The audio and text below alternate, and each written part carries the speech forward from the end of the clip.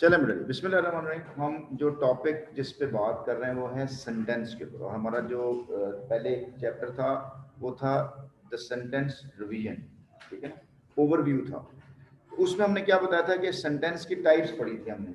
तो सेंटेंस की टाइप की जब आपसे पूछना सर सेंटेंस की टाइप्स कितनी होती हैं, तो मुझे आपसे एक सवाल करना चाहिए। वो क्या सवाल है कि सेंटेंस की टाइप आपको मैं फंक्शन के लिहाज से बताऊं कि मीनिंग के लिहाज से बताऊं? सेंटेंस की टाइप स्ट्रक्चर के लिहाज से बताऊं कि उसके जो मीनिंग के लिहाज से बताऊं?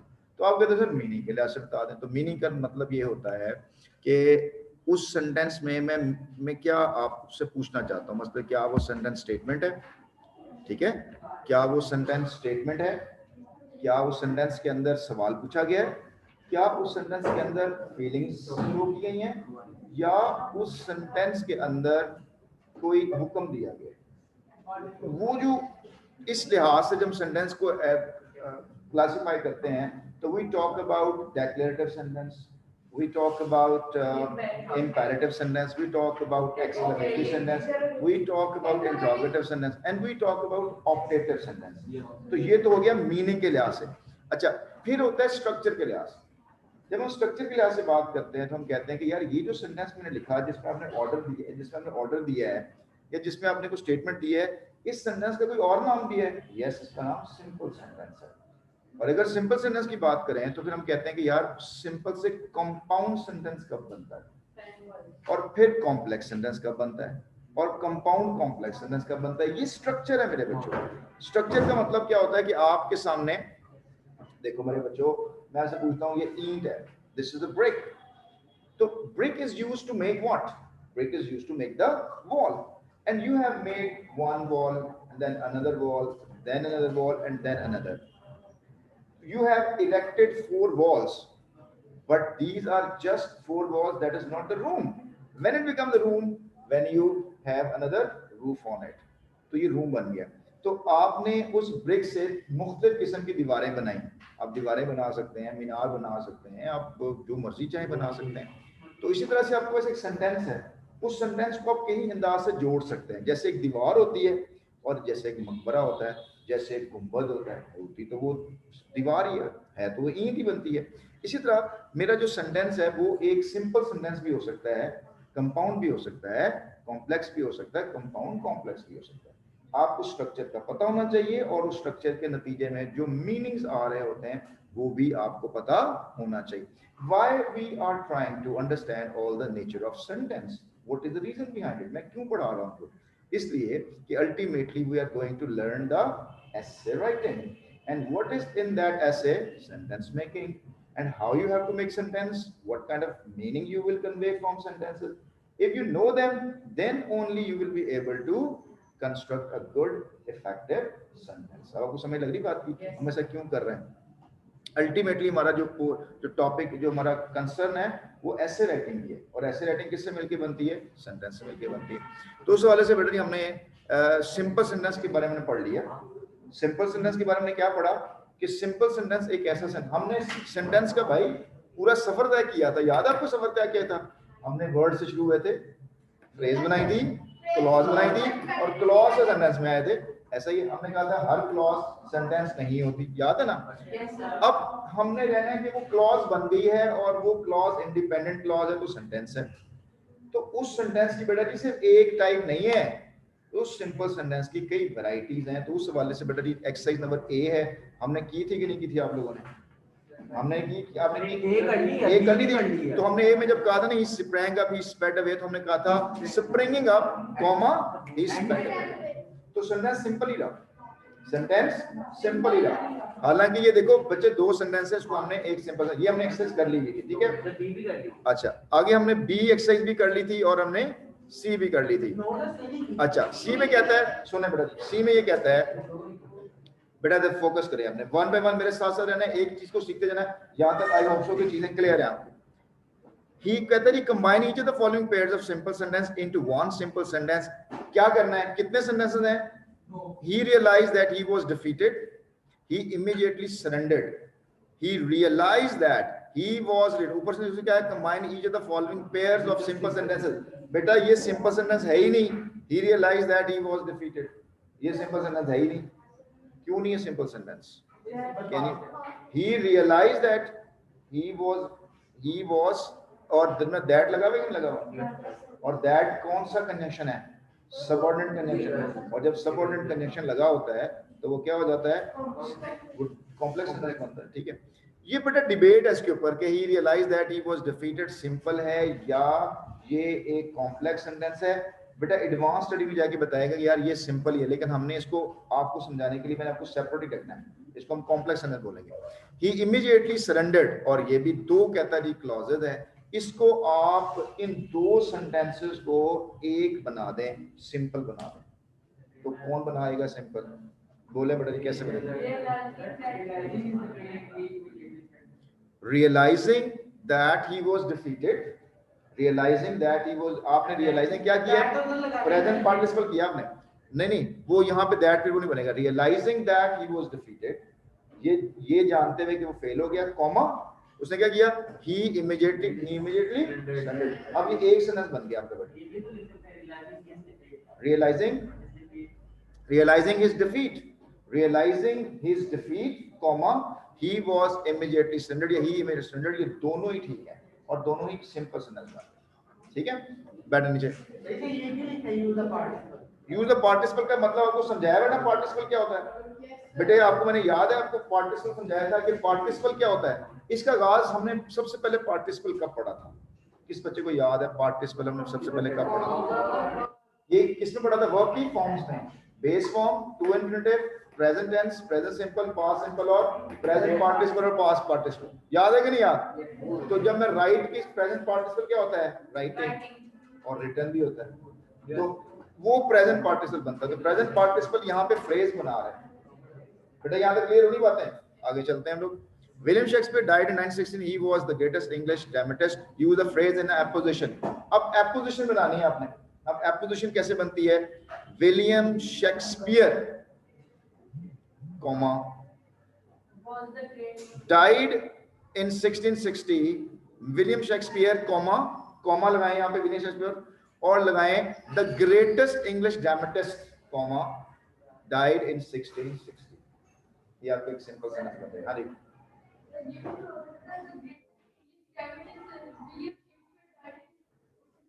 बिल्कुल बन सकता है। आप सिंपल ही दें the greatest English dramatist, comma, William Shakespeare died in 1660।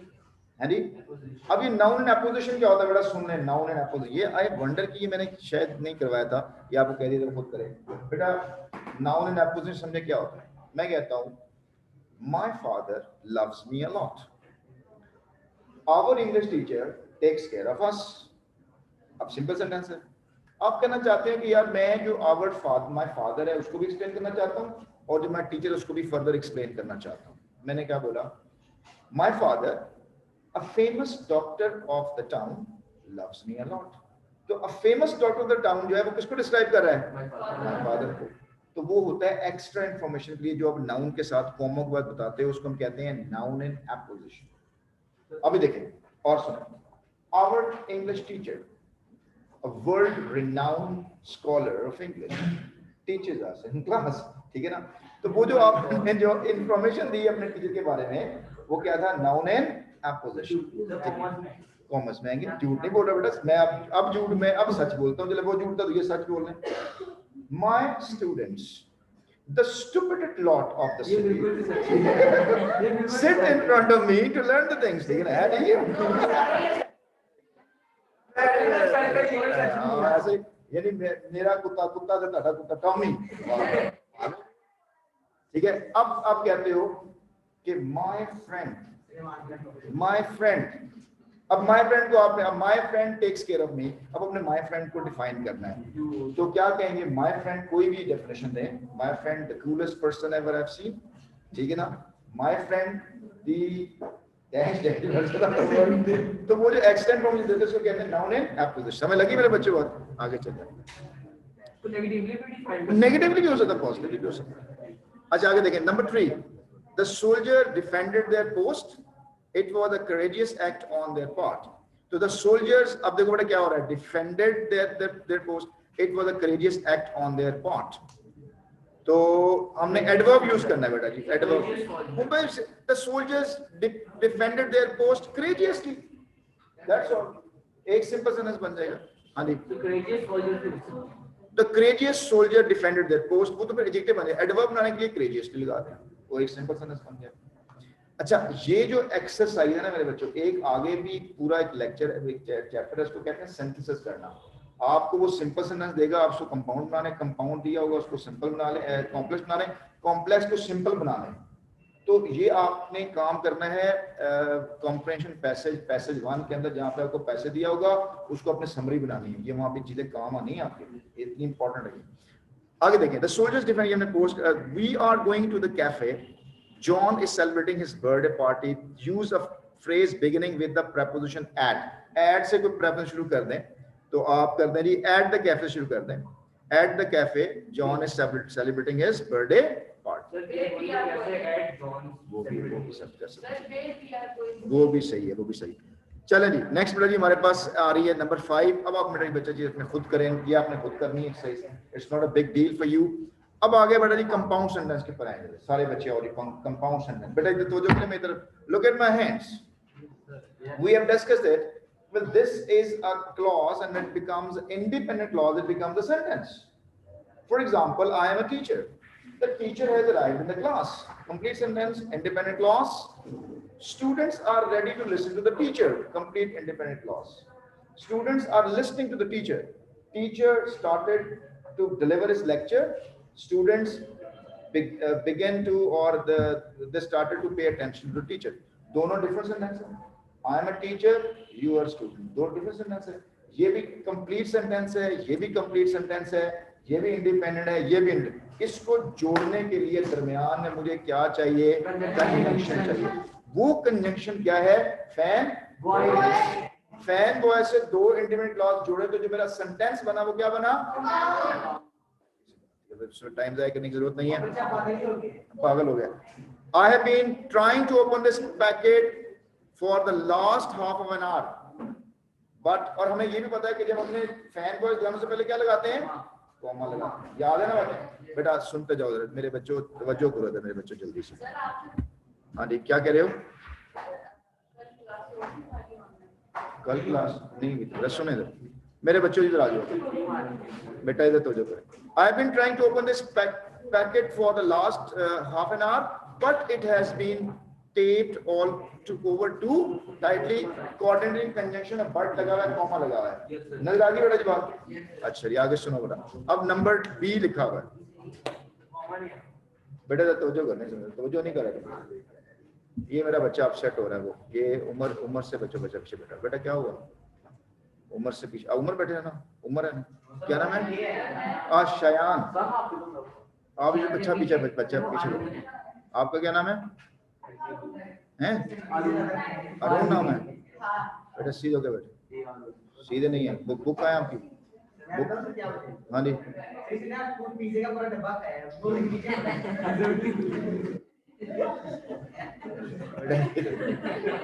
तो ये जो वीडियो ना बेटा ये अपलोड होनी है, तो जमाने देखने गए, ये पता नहीं कैसे बच्चे हैं, पिज्जा खा के ये जो है ना वो पैर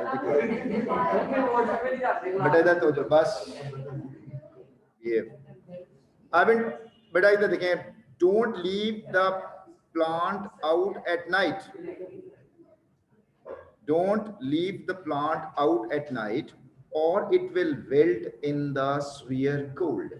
इधर बेटा तवज्जो करो, और लगा हुआ मेरे बच्चों, और से पहले क्या आना चाहिए, भाईजान ने कॉमा क्या कर दिया, तो इधर आना चाहिए। अब ध्यान से सुनना मेरे जो सर, अब मेरे बच्चे क्यों नहीं सुन रहे, why you people are not paying attention to me.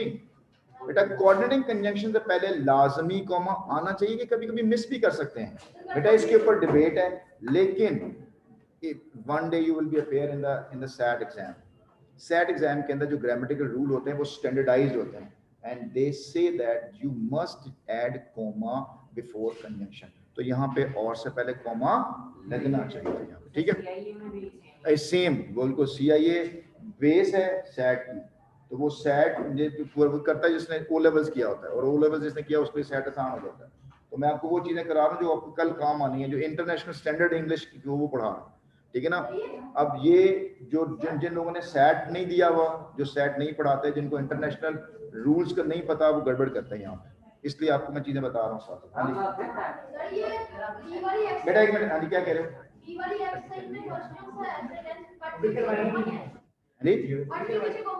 But आएगा बट से वाले कौन से बेटा, एक वो नंबर बोलो वाला, बी वाला, बी वाला हमने किया था, ये वाला कह रहा है बी का अभी तो बेटा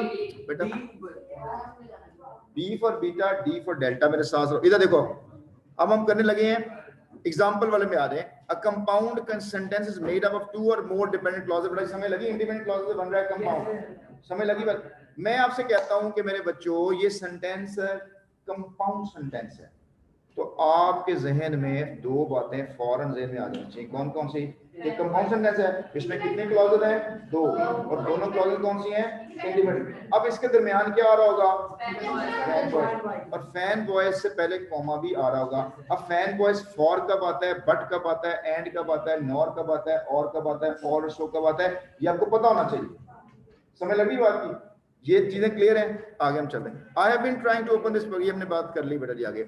तो अब हम जा रहे हैं, simple sentence are joined together to form compound sentence with the help of special words called coordinating conjunction. और बेटा उसने देखो कोऑर्डिनेटिंग आपकी बुक में कैसे तरतीब दी हुई है, आपको फैन बॉयज पहले से पता है, उसने बॉयज फैन लगा दी। एक ही है। अब हम इसकी एक्सरसाइज कर लें इसकी। अच्छा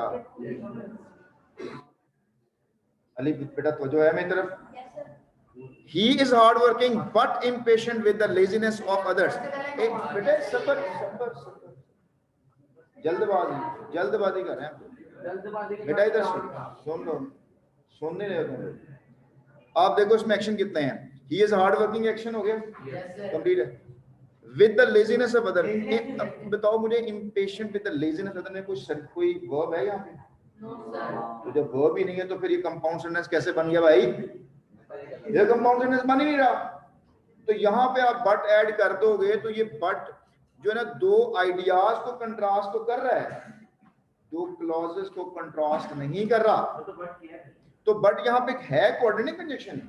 कोऑर्डिनेटिंग कंजंक्शन जो बट होता है ना बेटा, कोऑर्डिनेटिंग क्या करता है? दो एटम्स को जोड़ता है, दो आइटम्स को। दो नाउन हो सकते हैं, दो एडजेक्टिव हो सकते हैं, दो फ्रेजेस होती हैं, दो क्लॉजेस हो सकती हैं। जब दो क्लॉजेस जोड़ेगा तब कंपाउंड सेंटेंस बनेगा, अदरवाइज कंपाउंड सेंटेंस नहीं है। This is not a compound sentence, this is a simple sentence. क्यों?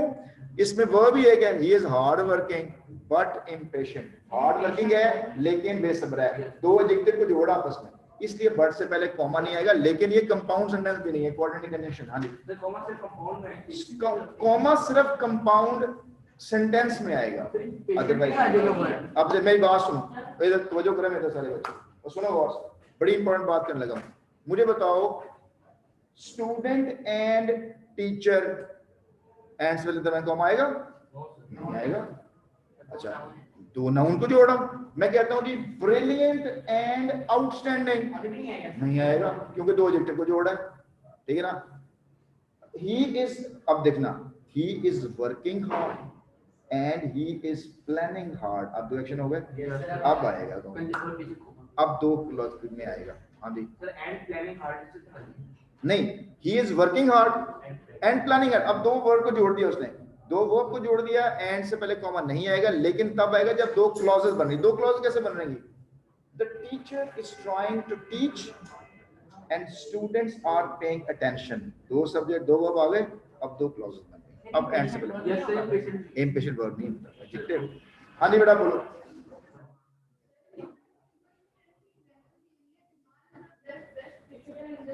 हाँ ठीक है, किसमें बोले दोबारा? इज बेटा, इस क्या वर्ब नहीं है? आई एम और टीचर एम वर्ब नहीं है, होना काम नहीं है, होना ना हो या डबोना होना काम बेटा। ठीक है, चलो बेटा जी आगे। I hope so you are getting a point.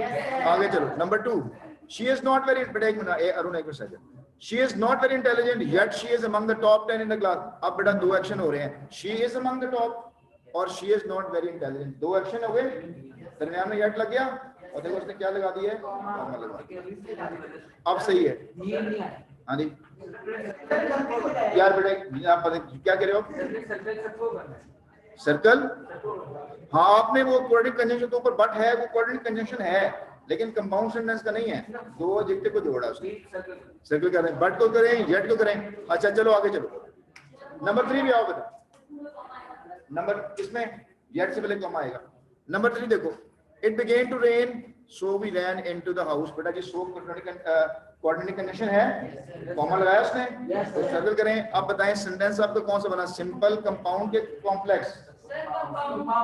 दो एक्शन कौन कौन से हैं? इट बिगेन टू रेन और दूसरा कौन सा है, वी रैन। समझ लगी बात? अब नंबर देखो 4 देखो मेरे बच्चे, और इधर तवज्जो करो सारे बच्चे। The film we saw was not entertaining. Complete sentence है, जो फिल्म हमने देखी वो entertaining नहीं थी। Nor was it informative, ना ही ये कोई informative थी। It was informative, पूरा सा clause है और पूरी दोनों clauses हैं, और not लगा हुआ है, not से पहले क्या लगा हुआ है, comma भी लगा हुआ है, तो not कौन सा connection हुआ, फैन बॉयज, नाम क्या है, ओ कोऑर्डिनेट कंडीशन। इसने इन्वर्जन की भी नॉर की वजह से इन्वर्जन की भी, ठीक है। आगे देखो नंबर 5 देखो, for my birthday I will get a laptop और अ मोबाइल फोन। मुझे बताओ बेटा जी, और से पहले कॉमा उसने नहीं लगाया, नहीं क्यों नहीं आएगा, आगे क्लॉज ही नहीं है, क्लॉज लेकिन कोऑर्डिनेट कंजंक्शन जरूर है, कोऑर्डिनेटिंग कंजंक्शन जरूर है, आप और से हाँ जी दो कर ठीक होगी बात जी। लो जी आगे चलें। नहीं कंपाउंड सेंटेंस पता है, दो क्लॉजेस नहीं आते हैं, कहाँ पे है और बच्चों देखो, इस सेंटेंस के अंदर फॉर भी आएगा पहले सेंटेंस के अंदर, वो फॉर प्रेपोजिशन है बेटा, कनेक्शन नहीं है, इसको कंफ्यूज नहीं करना प्रेपोजिशन के साथ। बच्चों पे अटेंशन, तवज्जो रखनी है मेरे तरफ। Combining simple sentence to form compound sentence use coordinate conjunction. फिर देखो गौर से, सुनते नहीं हो तुम, देखो इधर, he likes to play football, he does not like basketball, he likes to play football, he does not like, बड़े दो एक्शन है कि नहीं है, हैं दो एक्शन, इसको मैंने जोड़ा, he likes to play football but he does not like basketball, बन गया कंपाउंड सेंटेंस। कंपाउंड नहीं क्यों नहीं है, but does not like वो he कंफर्म है इसके अंदर, but he does not like आना चाहिए था, उसने कॉमन ले लिया, लेकिन है क्लॉज ही कंफर्म है। he likes to play football but he does not like, he लगा देता फिर ठीक था, तो कोई बस नहीं, कोई कॉमन है कि सब्जेक्ट है, कोई बस सही है, हां सही है, कंपाउंड बन गया, बट से पहले कॉमा लगा हुआ है, एग्रीड। आगे चलें नंबर बी में, the president is a powerful man, he is also very compassionate. भाईजान आप सुनो इधर, the president is a powerful man, he is also very compassionate. अब मेरा बेटा उसने येट से पहले कॉमा लगाया, गलत किया उसने, गलत किया, और ये को कंपाउंड सेंटेंस भी बनाया। इसको कैसे बनाना चाहिए था, जैसे ऊपर किया था उसने, the president is powerful yet he is very compassionate, तो फिर हम कहते हैं हाँ यार कुछ बात, येट इज भी गलत है ना, येट वो या ही इज लगाता ना, इज कंपैशनेट बड़ा इनफॉर्मल सा हो जाता है बेटा, जैसे ऊपर जो है ना ही हमने उड़ा दिया ना, ही डज नॉट उड़ा दिया, यहाँ पे येट इज लगा दें, तो इज भी उड़ा दिया उसने, तो फिर ये ना ये अब येट कंपैशनेट बेटा क्लॉज उसने नहीं बनाई, क्लॉज कैसे बनाता, ही इज कंपैशनेट या कहता दैट येट इज कंपैशनेट, आप मान लेते थे इज कंपैशनेट करता तब भी क्लॉज बन जाता, लेकिन बेटा येट से पहले कॉमा, ये सिंपल सेंटेंस बनाया उसने, सिंपल सेंटेंस ना, येट से पहले कॉमा नहीं आना चाहिए। आगे चलो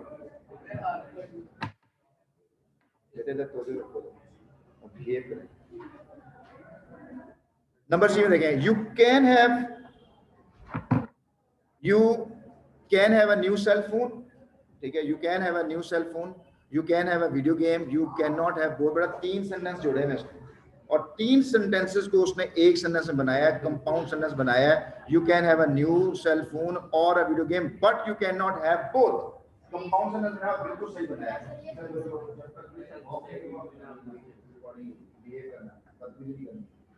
नेक्स्ट देखो, इसके बाद नेक्स्ट हमारे पास है नंबर डी में, he has no money, he has no home.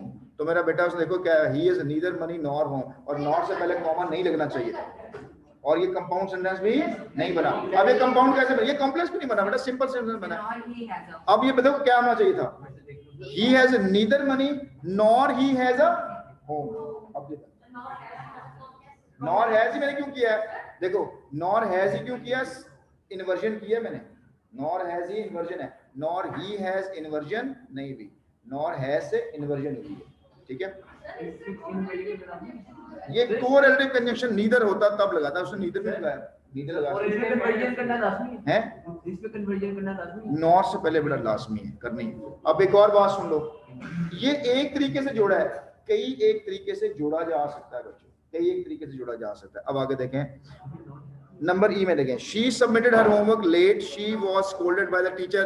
अब बेटा उसने बिल्कुल सही लिखा, she was scolded by her teacher, एक क्लॉज बन गई, फॉर से पहले कॉमा लगाया उसने, और submitting her homework late for. अब ये गलत किया उसने, गलत किया उसने, गलत किया, ये उसने फ्रेज नहीं, इसको क्या करना चाहिए था? For she did not, she submitted her homework late, she submitted her homework late होना चाहिए था। फॉर प्रपोजिशन यहाँ पे कंजंक्शन है, फॉर क्योंकि, फॉर क्योंकि। अब देखो फॉर का एक और बेटा जी अपनी कंफ्यूजन दूर करें मेरे बच्चे सारे बच्चे, और सुनो मेरी बात यार, 2-3 बच्चे मेरी बात, अली तुम नहीं सुन रहे मेरी बात को, सीधा होके बैठ, तू नहीं सुन रहा, तेरी बुक कहाँ है तुम्हारी? तू बुक को क्यों नहीं देखता? तू सुन क्यों नहीं रहा? मेरे साथ क्यों नहीं चल रहा? तेरी अलाइनमेंट नहीं सीधी तुम्हारी यहाँ पे यार। मुझे नजर आ रहा है बेटा, मैंने चश्मे उतारे हैं, इसका मतलब नहीं मुझे अंधा नहीं, I can see even beyond your mind, मुझे आपको पता चल रहा है कहाँ से दिल चल रहा है बेटा। Forward, F O R, for एक प्रेपोजिशन भी है और कंजंक्शन भी है। I came here for you, मैं हूं आपके लिए। I want you to, I do not want to miss my classes for it is dangerous for you. अब यहाँ पे फॉर का मतलब है इसलिए कि आपके लिए नुकसानदेह हो सकता है। और यहाँ देखो सेंटेंस क्या लिखा हुआ है, उसने सेंटेंस बनाया है कि यहाँ सेंटेंस बनाया है, she was scolded by a teacher, वो उसको अपने टीचर से डांट पड़ी है क्योंकि उसने अपना काम लेट सबमिट करवाया। क्योंकि, तो क्योंकि इंग्लिश क्या की है उसने? फॉर। तो यहाँ पे फॉर कंजंक्शन है। अच्छा, he is here for learning, वो यहाँ लर्निंग के लिए आया है, क्योंकि का आंसर नहीं दे रहा, इसलिए वो प्रेपोजिशन है। प्रेपोजिशन ने पहले पढ़ी हुई है, प्रेपोजिशन के बाद नाउन आता है, और यहाँ पे फॉर उसने कॉमा, या तो वो ना फॉर से पहले कॉमा ना लगाता, अब क्योंकि फॉर से पहले कॉमा लगा दिया है तो उसको क्लॉज बनानी है। पर क्लॉज कैसे बनाता? For he submitted her homework late. अब मेरी बात समझ लगी बच्चों? ठीक है, तो कंपाउंड सेंटेंस कब बनता है? जब कितनी क्लॉजेज हो? 2 क्लॉजेज हो, और उन 2 क्लॉज के दरमियान कोऑर्डिनेटिंग कंजंक्शन। यहां तक बात समझ लग रही है? अब देखो एक और चीज, अभी हमारे पास स्टिल टाइम, कोई मसला नहीं, वेट कर। आगे नंबर ई में है, इधर देखो जरा। अब नंबर ई के अंदर आपके पास 3 सेंटेंस हैं, और ये भी करके जाए आपको, बस ये हमारी वीडियो भी खत्म होने वाली है, 2 मिनट में मैं खत्म हो जाएगी। सुनो, the children's mother told them to do their homework, एक सेंटेंस है।